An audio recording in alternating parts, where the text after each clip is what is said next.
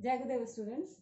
Students, today in the macroeconomics class, we are discussing the second chapter of macroeconomics, that is national income and related aggregates. National income and related aggregates, students, national income is the income of our country. That is the income of all the persons living in our country, and how it can be calculated. So first we have to study the related aggregates of the national income. And in this chapter, after understanding the related aggregate, then you can be able to solve to determine the national income. So what is national income? National income is the sum total of the factor income earned by all the normal residents of our country. National income include only factor income, not the transfer income. National income क्या है? National income is the sum total of मतलब जितने भी हमारी country में normal residents रहते हैं उन सबकी इनकम को जब हम ऐड करेंगे, टोटल करेंगे, सम करेंगे, then we can calculate the national income. और सिर्फ फैक्टर इनकम को हमें लेना है, ट्रांसफर इनकम को नहीं. Just like this I have explain in the previous class कि income is of two type, that is factor income and transfer income. तो नेशनल इनकम में हमेशा हम फैक्टर इनकम को लेते हैं, ट्रांसफर इनकम को नहीं. Factor income is known as earned income and transfer income is known as unearned income. Factor income means earned income. Earned income means whatever the work we are doing, means whatever the services we are rendering, for rendering our services, whatever the money we are getting is known as factor income. और without rendering any factor services, बिना किसी काम के जब हम कोई हमें पैसा मिलता है तो वो ट्रांसफर इनकम कहलाता है. जस्ट लाइक गिफ्ट्स है, डोनेशन है, चैरिटी है, ये सारी चीजें जो है ट्रांसफर इनकम कहलाती है. तो नेशनल इनकम में हमेशा हम फैक्टर इनकम को इंक्लूड करते हैं, not the transfer income. And वो भी factor income of the normal residents. Only we are adding, we are including the income of the normal residents of our country. Now who are the normal residents? तो our next topic is normal residents.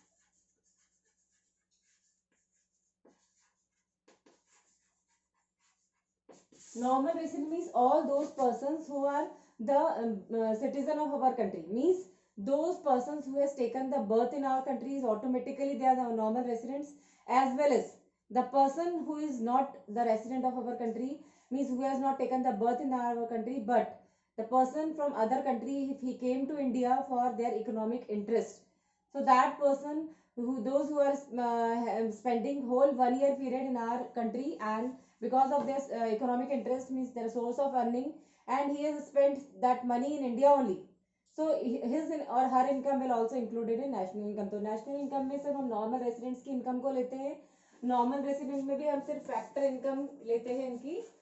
and who are the normal residents? तो normal residents में कौन कौन से person आने चाहिए? Normal residents includes the person who are the citizen of our country. Citizen कौन होते हैं? जो कि हमारे कंट्री के रेसिडेंट होते हैं. Means by birth the person himself become the citizen of our country. And इसका सेकंड कंडीशन है कि centre of economic interest.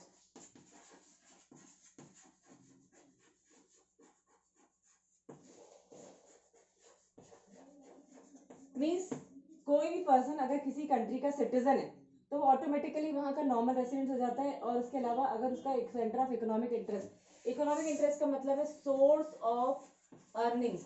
Means अगर वो हमारी किसी दूसरी कंट्री से बिलोंग करता है, बट अगर वो इंडिया में आता है फॉर डूइंग जॉब और फॉर डूइंग बिजनेस और whatever the source, he is coming to India for earning money, तो वो उसका इकोनॉमिक इंटरेस्ट कहलाएगा या सोर्स ऑफ अर्निंग कहलाएगा. So the person who is having center of economic interest in India is and he has completed a whole 1 year period, means total 360 days, 65 days, that is from right from the 1st April to 31st March. वो पूरा financial year अगर वो हमारी country में reside करता है, and he become the ordinary citizen of our country, and who centre of economic interest is our country, is known as the normal residents of our country. तो normal residents की क्या क्या characteristics होंगी कि normal residents कौन है? एक तो कंट्री का सिटीजन है, means the person who is ordinary reside in India, who is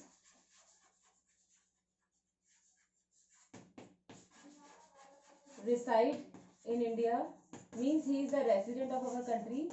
अगर वो हमारी कंट्री का रेसिडेंट है, वो इंडिया में रहता है, and he is also the citizen of our country, और and who centre of economic interest is also our country, and he is invested whole 1 year period. मीन्स अगर कोई दूसरी कंट्री से भी बिलोंग करता है, कोई फॉरेनर है अगर वो हमारे देश में, हमारी कंट्री में, हमारी डोमेस्टिक टेरिटरी में अगर किसी बिजनेस पर्पस के या किसी जॉब के पर्पस से या पैसा कमाने के लिए वो इंडिया में आता है, जैसे हम कहेंगे economic interest. So for economic interest he came to India and he has invested whole 1 year period. वो पूरे साल भर हमारे देश में रहता है. जिस साल हमें अपनी कंट्री की नेशनल इनकम कैलकुलेट करनी है, तो for that 100 whole 1 year period is invested in India, तो that person also become the normal resident. उसको भी हम इंडिया का नॉर्मल रेसिडेंट्स कहेंगे. एंड हिज और her income is also included in the calculating national income of our country. So students, you can understand what is normal residence. Normal residence का मतलब the person who is having center of economic interest in India and he is the citizen of our country, or if he is not the citizen of the country, then also if he has came to India for earning money and उसका पूरा 1 साल वहाँ complete होना चाहिए. अगर वो 1 साल से कम रहता है, सपोज वो इंडिया में आया पैसा कमाने के लिए, उसने 6 मंथ 7 मंथ्स या 8 मंथ्स या 9 मंथ्स 10 मंथ्स उसने काम किया, बट और उसके बाद वो अपनी कंट्री में चला गया, तो उसको हम नॉर्मल रेसिडेंस नहीं करेंगे. उसके लिए कंडीशन क्या है कि उसको पूरा 1 ईयर पीरियड भी यहाँ पर इन्वेस्ट करना पड़ेगा. Then he is only become the normal residents of our country. Now next topic is domestic and national concept of income. Domestic and national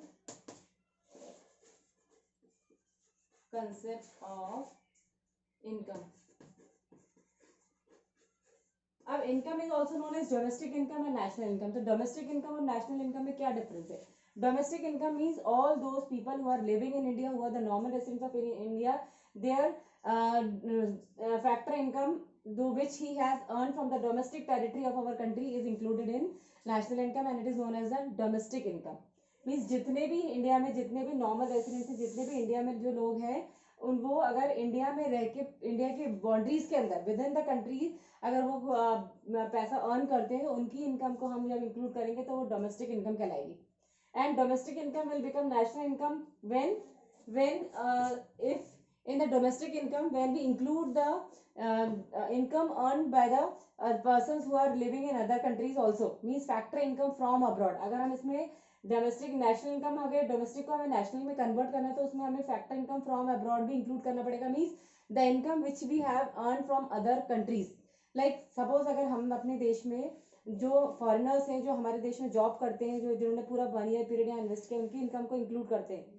and if the any person, any citizen of our country who has went to other country for earning money for the purpose of job, तो अगर वो किसी दूसरी country में रह के काम करते हैं और वहाँ पर उनका सेंटर ऑफ इकोनॉमिक इंटरेस्ट है, बट वहाँ पर उन्होंने पूरा 1 ईयर पीरियड इन्वेस्ट नहीं किया है, for in 1 year for some of the months he came to India and whatever the money he earn from in that country he brought to India, तो वो कहलाएगा फैक्टर इनकम फ्रॉम अब्रॉड, कि जो हमारे देश के लोग बाहर से पैसा कमा के इंडिया में लाते हैं, तो that is also included in national income. Means domestic income में जब हम उनकी वो इनकम भी इंक्लूड करेंगे तो वो हमारी नेशनल इनकम कहलाएगी. Means domestic income means income generated within the domestic territory of the country, within the boundaries of our country. और उसी इनकम में अगर हम इनकम बाहर से आई हुई इनकम को भी इंक्लूड करते हैं, बाहर से I means the in factor income from abroad, so that will be known as the national income of our country. Means the income generated not only from the domestic territory of the country, but the income from other countries also included in domestic income, then it will become national income. So domestic income means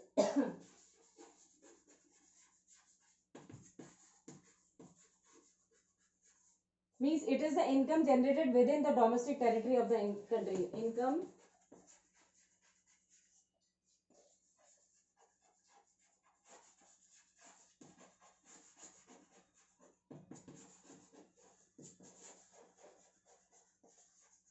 within the domestic territory of our countries. Means the whatever the factor income, like इसमें जितनी भी factor income आती है, like compensation of employees,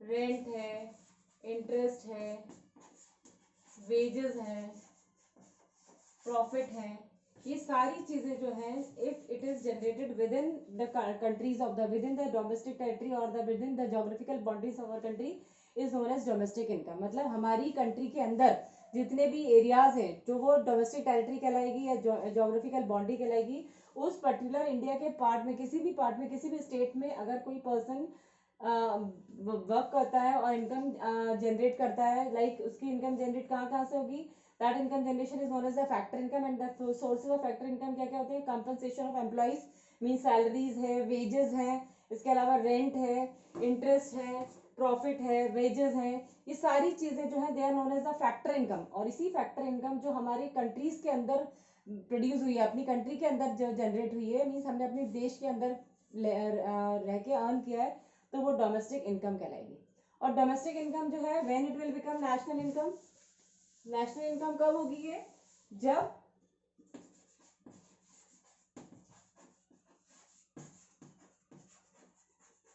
when we include the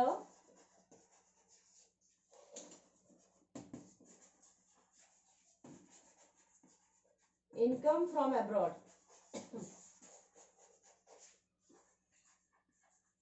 जब हम बाहर country से पैसा कम अर्न करके लाते हैं, अगर वो भी हम इंक्लूड करते हैं, तो ये डोमेस्टिक इनकम जो है वो, इसमें हम प्लस कर देंगे, तो ये नेशनल इनकम कहलाएगी। Means whatever the income generated, whatever the factor income generated within the domestic territories of India, and plus it includes the income which we have earned from other countries, so then it will be known as the national income. तो domestic income और national income में क्या difference है कि domestic income include only the income generated within the domestic territory of the country, and national income means then we have include the income from abroad, means अगर जो पैसा हम बाहर से कमा के लाए वो भी इसमें इंक्लूड करेंगे, और जो पैसा हमारे देश के में बाहर हमने किसी दूसरे, अगर कोई बाहर का फॉरेनर्स, कोई दूसरा पर्सन फ्रॉम अदर कंट्रीज अगर यहाँ वर्क करता है, वो अगर वो पूरे होल ईयर इंडिया में नहीं रहता और बाकी टाइम अपना सारा पैसा अर्न करके फॉरेन ले जाता है, तो वो क्या लगेगा? Factor income to abroad.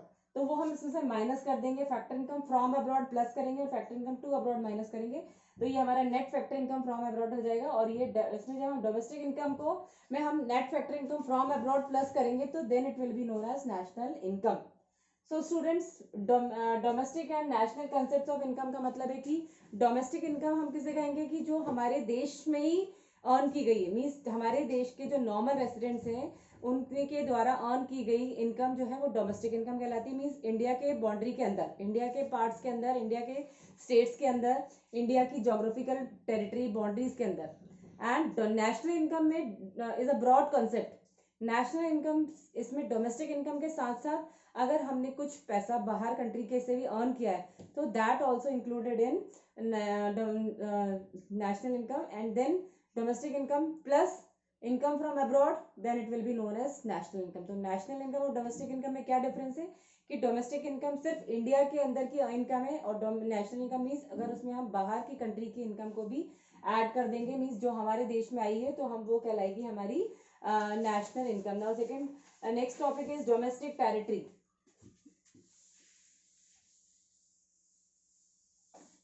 Now what is domestic territory?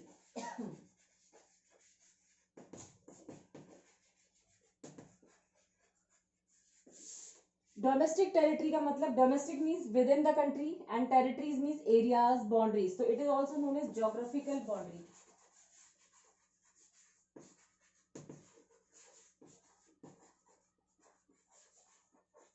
Domestic territory means it is the geographical boundaries of our country, and the domestic territory का मतलब होता है कि जितने भी हमारी कंट्रीज के अंदर के जो एरियाज हैं with in the different parts of our country, within the geographical boundaries of the country, whatever the money earned by the geographical boundaries of our country is known as domestic territory। और domestic income क्या होगी कि जो domestic territory में रह करके हमने अपने देश में रह के जो इनकम को अर्न किया वो domestic income. And domestic territory include the geographical boundaries of our country, the areas of our country, and those who are the normal residents of our country, if they are working in these domestic territory means हमारे India के अंदर जो भी जितने भी areas आते हैं वो सब लोग मिल करके डोमेस्टिक टेरिटरी कहलाते हैं। दैट मीन्स डोमेस्टिक टेरिटरी का मतलब है कि the areas of the country where the goods and services are freely circulating freely, means without any restriction we are moving from one part of the country to another part of the country. तो हमारी जब हमारी country के अंदर हम किसी भी states में फ्रीली जा सकते हैं, means we don't have to have any restriction to move freely. हमें ऐसा नहीं कि हम अगर एक स्टेट से दूसरे स्टेट में जा रहे हैं तो हमें उसके लिए परमिशन लेनी पड़ेगी या कोई पासपोर्ट वगैरह बनाना पड़ेगा। तो हम अपने देश के किसी भी एरियाज में फ्रीली मूवमेंट कर सकते हैं, गुड्स एंड सर्विसेज को फ्रीली ट्रांसफर कर सकते हैं। तो that is known as domestic territory और geographical boundaries. Just like India की अगर एम्बेसी है, in Indian embassy we are moving freely, and in the parts of the country we are moving freely, but if the embassies of other country are there in our country, we are don't have to move freely. हम किसी दूसरी countries में freely नहीं जा सकते। उसके लिए अगर हमें किसी बाहर दूसरी कंट्रीज में जाना है, मूव करना है, तो हमें उसके लिए परमिशन लेनी पड़ेगी, हमें पासपोर्ट और there are so many documents we have to prepare. And also अगर हमें गुड्स एंड सर्विसेज को भी एक्सपोर्ट इम्पोर्ट करने के लिए भी हमें पूरी फॉर्मेलिटीज उसके लिए करनी पड़ेंगी। So that domestic territory means जिसमें कि हम the goods and services of our country as well as the people are moving freely, हम फ्रीली मूव कर सकते हैं एक जगह से दूसरी तक, तो वो डोमेस्टिक टेरिटरी कहलाता है। और अगर हम किसी दूसरी कंट्रीज में सपोज हम जहाँ पे फ्रीली मूव नहीं कर सकते, मीन्स देयर आर रिस्ट्रिक्शंस, तो that will be not the domestic part of the country, वो हमारे देश का पार्ट नहीं बल्कि it will belongs to our to foreign country. तो domestic territory include, understand students, domestic territories का मतलब है geographical boundaries of our country as well as the areas of our country, वो सारे एरियाज जिसमें कि हम फ्रीली मूव कर सकते हैं, that will be known as the domestic territory of our